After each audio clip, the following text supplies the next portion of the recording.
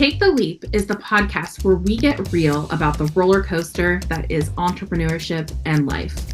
Sure, some folks make running a business look like a walk in the park, but let's be honest, it's more like a wild ride through a theme park with a lot of unexpected twists and turns. Join us, your co-hosts, Ashlan and Tory, as we spill the beans on our own real-life experiences and shine a spotlight on some amazing guests. From the highs of success stories to the lows of epic failures. And hey, we'll even throw in some cringe-worthy, laugh-out-loud, embarrassing moments for good measure. So buckle up and tune in every Tuesday and Thursday for a dose of raw, unfiltered truth about what it's really like to chase your dreams and build a business. Whether you're a seasoned entrepreneur or just dipping your toes into the startup world, we've got something for everyone. Even if it's just to make you think, wow, I'm glad I didn't do what they did.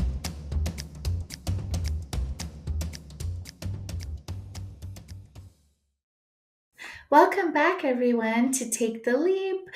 Tori and I are here to reflect on our recent episode with Jenny Nguyen, the founder of Bink Rabbit Goods.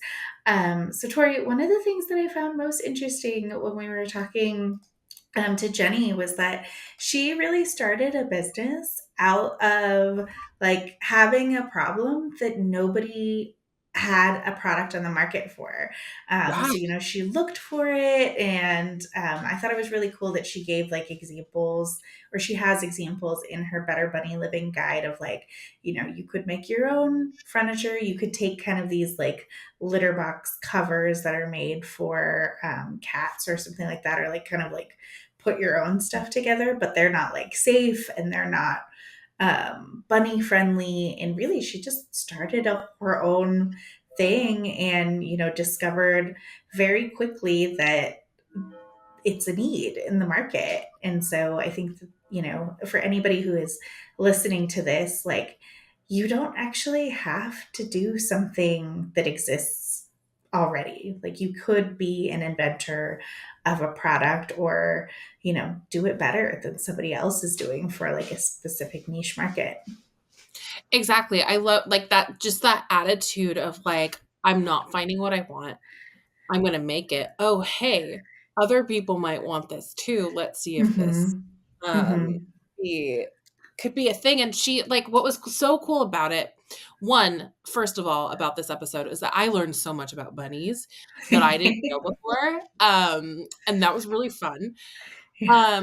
But two, like, there is this desire out there for pet owners, for parents of children to have not necessarily just an aesthetic home, but like a home that feels cozy and a home that feels good and you have nice things. And I don't know, I mean, part of it I think was the pandemic that helped us like get to the point where like, hey, we should really curate the things that are in our home. We should really be cozy because we do spend time here recharging. And so there is a market for that.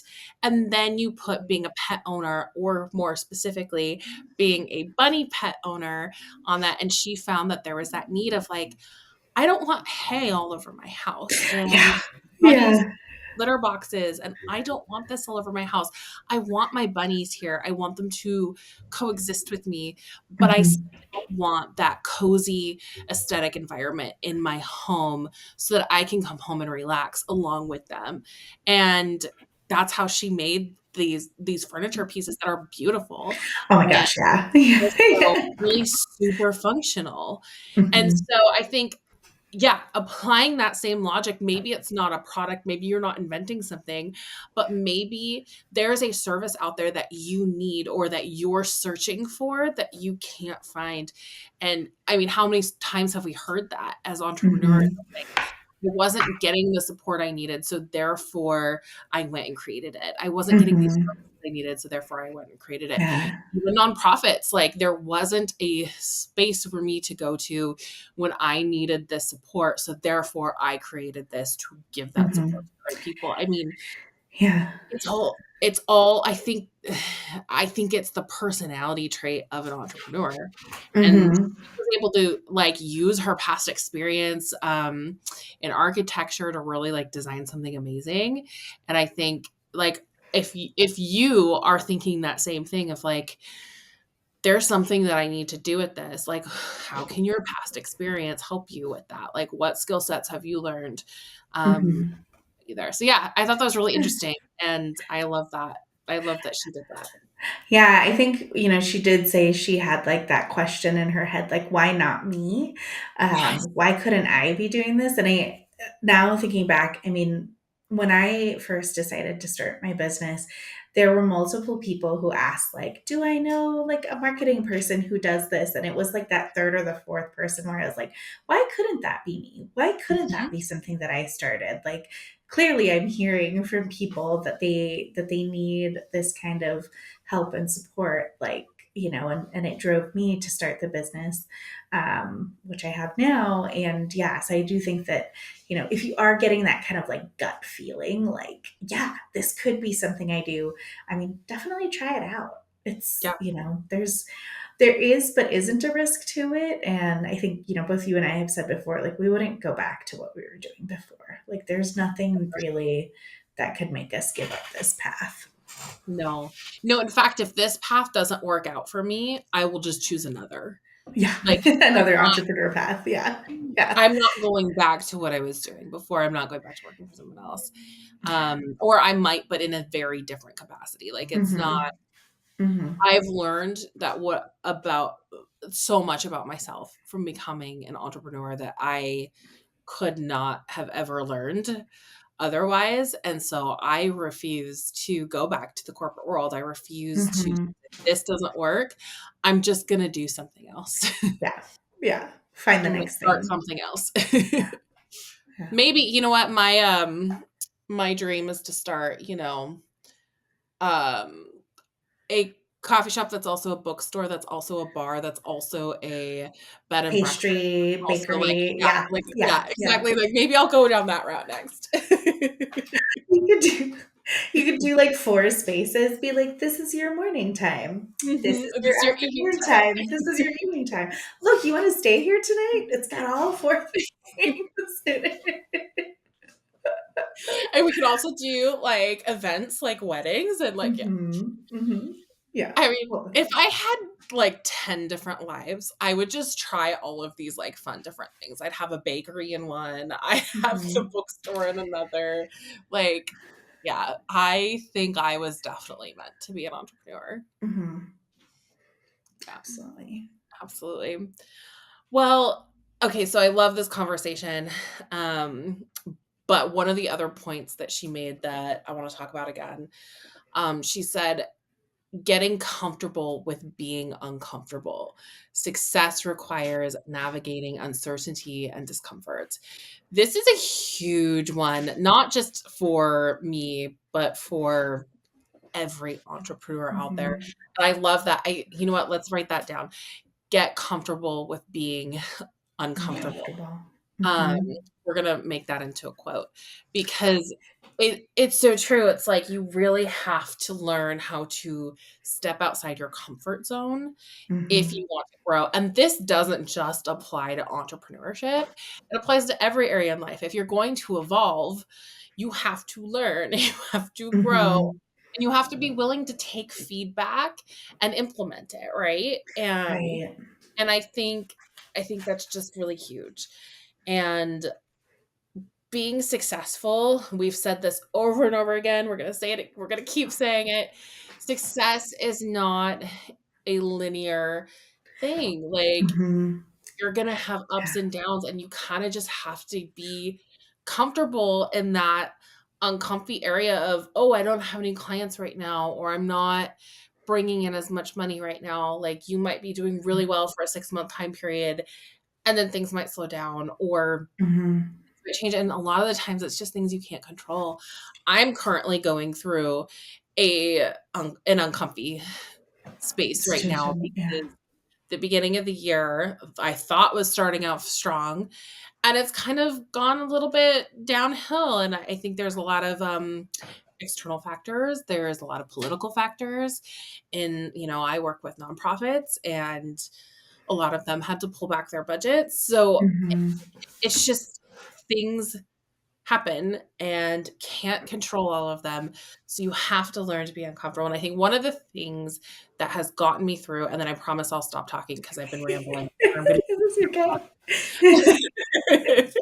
One of the things that's gotten me through is I've had multiple times throughout the last 5 years where I'm like, oh my gosh, like I'm not bringing in as much money as I was, or am I going to have enough money by next month to pay my bills? Like, things aren't going as well as I thought they would at the start of the year.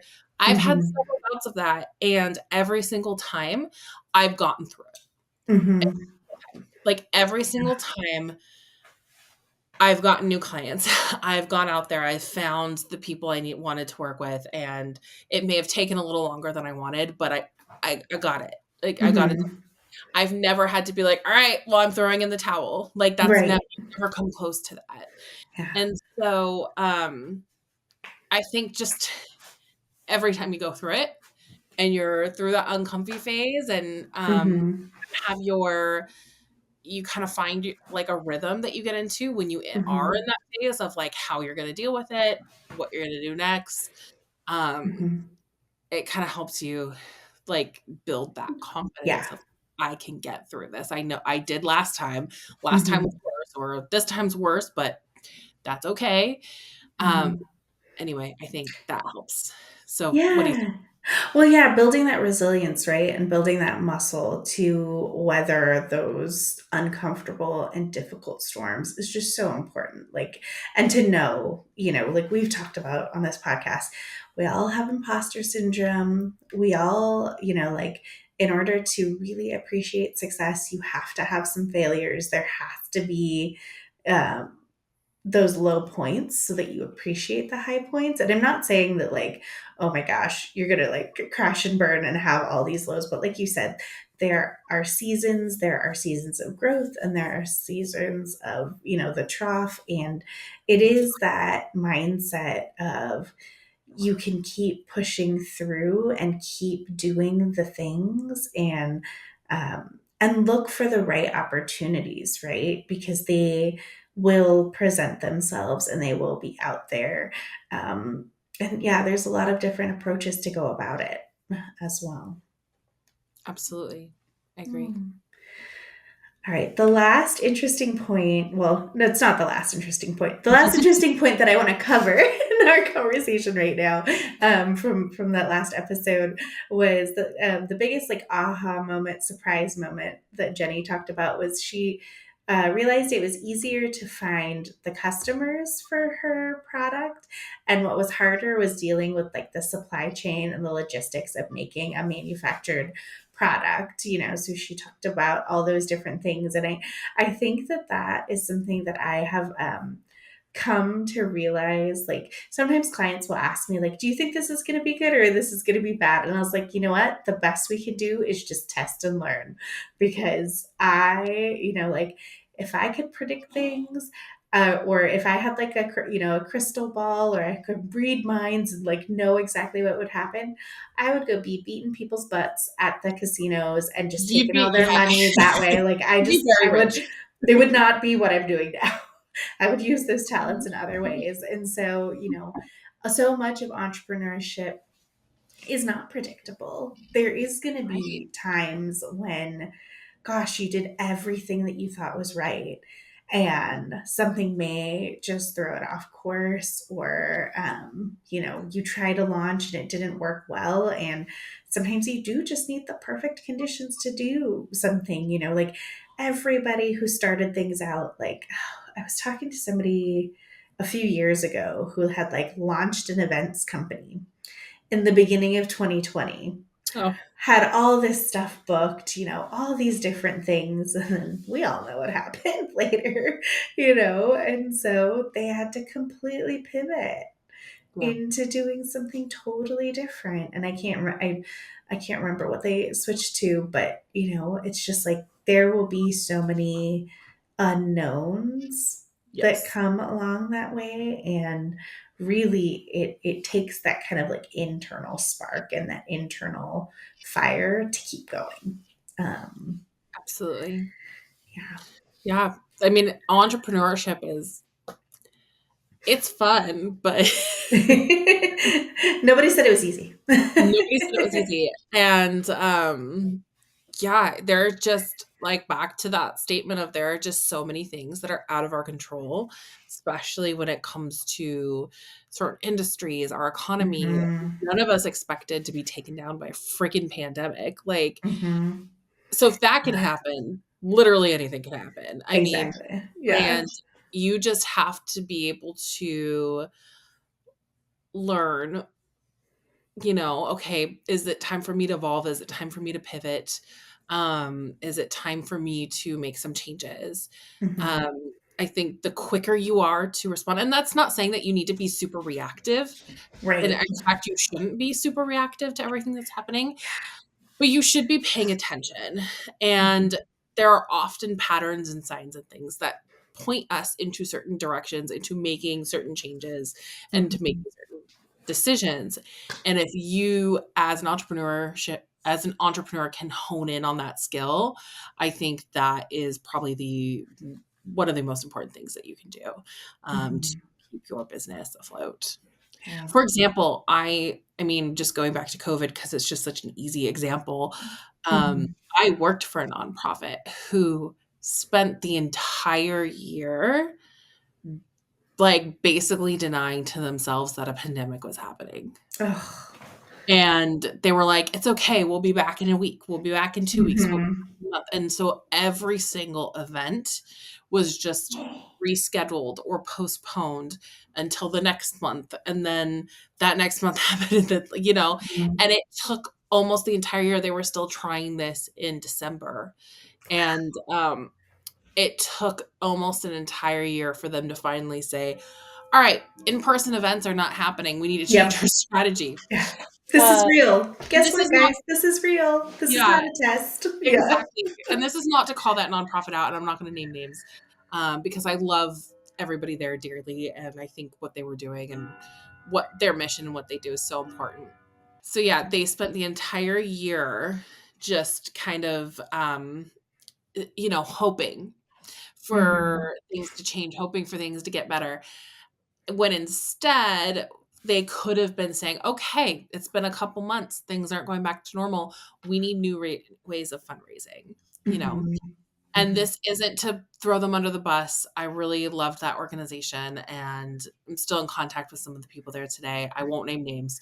Right. Um, I think there were a lot of companies who had that same approach of, like, sticking their feet in the mud and saying, "Okay, no, no, no, it'll be fine again in a month, and then Mhm. we'll do that same thing again." But that's not how it worked out, and the companies that actively were like, "Okay, we gotta get on board with doing things differently right Differently. away," were the Mhm. ones who did really well, and the ones who Mhm. didn't were the ones who ended up having to do major layoffs. Yeah.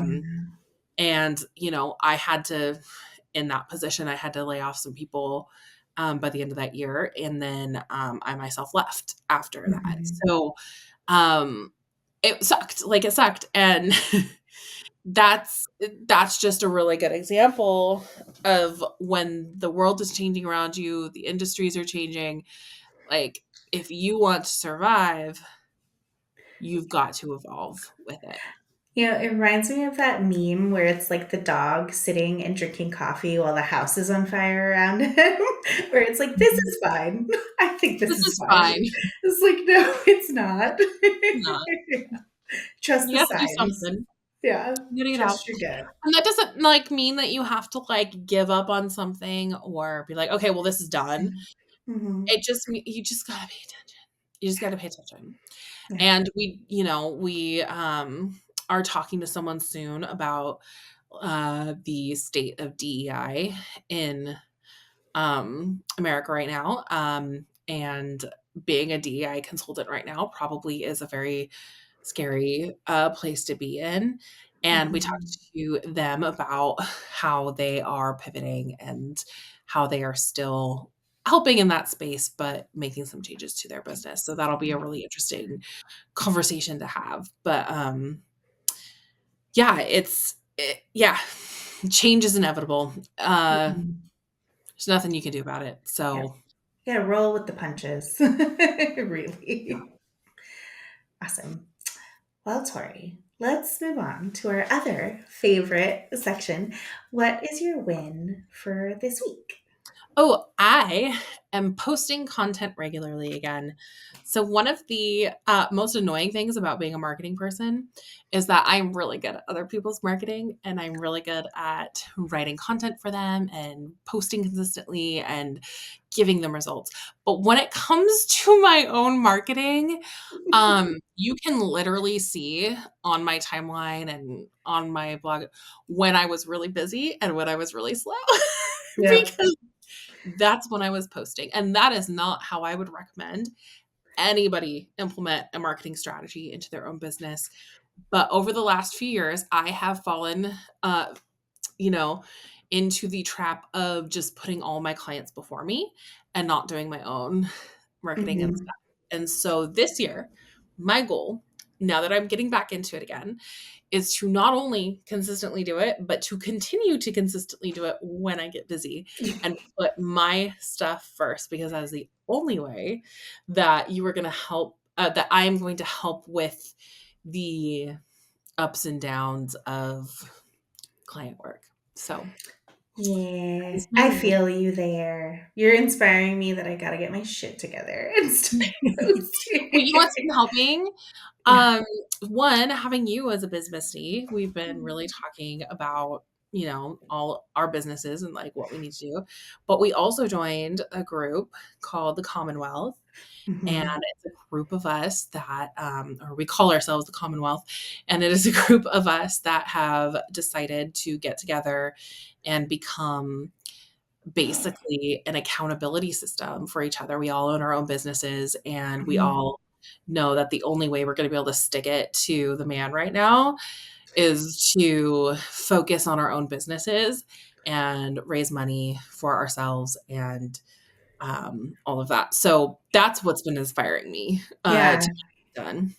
Yes. Helping each other. Mhm. Absolutely. Absolutely. And for all of you listeners, if you are an entrepreneur out there, which I'm sure most of you are, if you're listening to this podcast or you want to be, I really encourage you to find yourself a community because that Mhm. has been the biggest game changer for me, not just in terms of like getting stuff done and publishing Mhm. stuff, but also just the referral sources.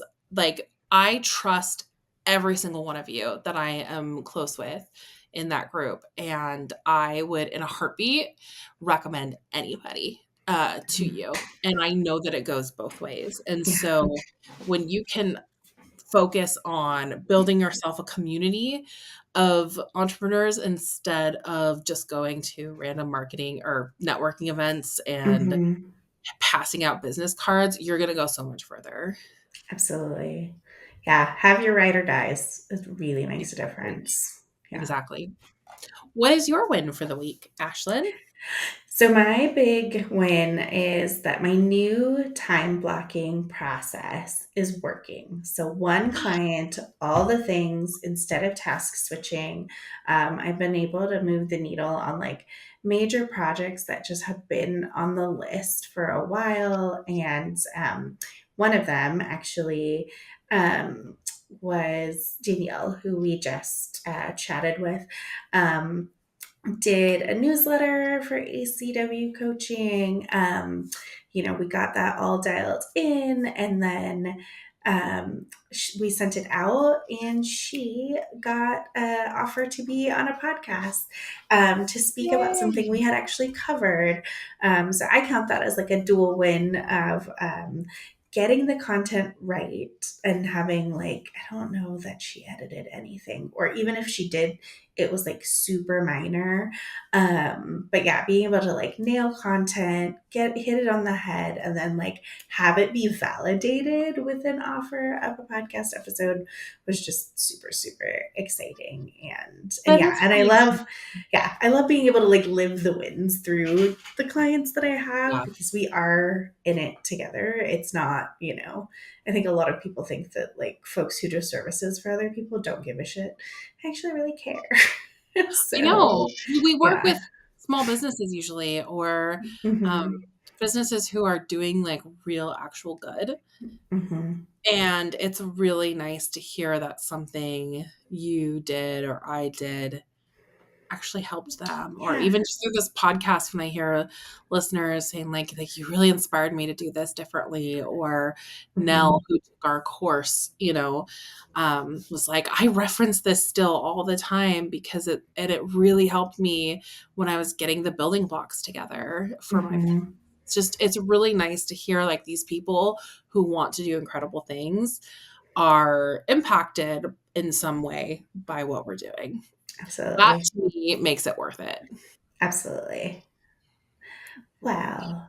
We celebrated our wins. What is your do better this Yes, I week? do better. I'll be honest, I've been in a little bit of a rut this last couple weeks. I'm not in like a depression rut. It's just more of like like I don't quite know how to describe it. Just like a work and life with a toddler and everything has been a lot. And my temptation to, instead of just like getting the things I need to get done and like taking care of myself and stuff like that, instead I've been more tempted to just kind of disassociate and just Mm-hmm. like dive into something, like obsess over something like a book or a show, and just like not do anything else and Mm-hmm. not put my needs first, and um not do any of the things that I've been like doing really good to help with my mental health. Mm-hmm. um so for my do better, I kind of want to get back to giving myself the routine that I had before of Yeah. implementing self-care and Mm-hmm. eating foods that aren't going to hurt my tummy, and like just giving myself the rest and the fuel that I need, and still following that schedule so that I don't keep falling into that same cycle. Yeah. Yeah. I do. Yeah, that does. Yeah. What about you? Mine is very similar. So, in our WhatsApp message, yeah, I celebrated 3 day, like three, like, or my gym thing was going well. I haven't gone nary a once this week. However, it has been really nice here in Vegas. So we have been taking the dog for lots of walks, but that is not the same as like dedicated weightlifting gym time. So my do better next week is to actually go, actually do the thing. And I've actually been really thinking, um, does it make sense to go in the mornings, or maybe it makes sense to go in the afternoon or in the evening? So I'm definitely still kind of like playing with the idea of maybe first thing in the morning isn't my jam, because I've also been like wanting to sleep in a little bit. That's And maybe it is going to be pushing it to a later time in the day. But I just worry about it not happening because, you can have all of these different excuses. But my excuse this week was waking up early was hard. And I guess actually fair. that works because we just had daylight savings not too long ago. So Mhm. maybe it's that. But yeah, so that is me do better for next week, is to like actually go do that. Awesome. I love that. Mm. Well, that wraps up another episode of Take the Leap. As always, if you have any feedback or have a guest to recommend, you can fill out our form on our website or send us a DM. And we look forward to being back here in your earballs very soon. Bye Bye bye. for now. Thank you for listening to the Take the Leap podcast. We hope you found useful takeaways you can apply to your entrepreneurial journey. Subscribe so you don't miss future episodes, and keep in touch and follow us on Instagram. If you have business questions, shoot us a direct message or leave us a comment. We'll try to cover it in an upcoming episode. And visit our website, taketheleap-today.com, for more resources like our online course that accompanies this podcast.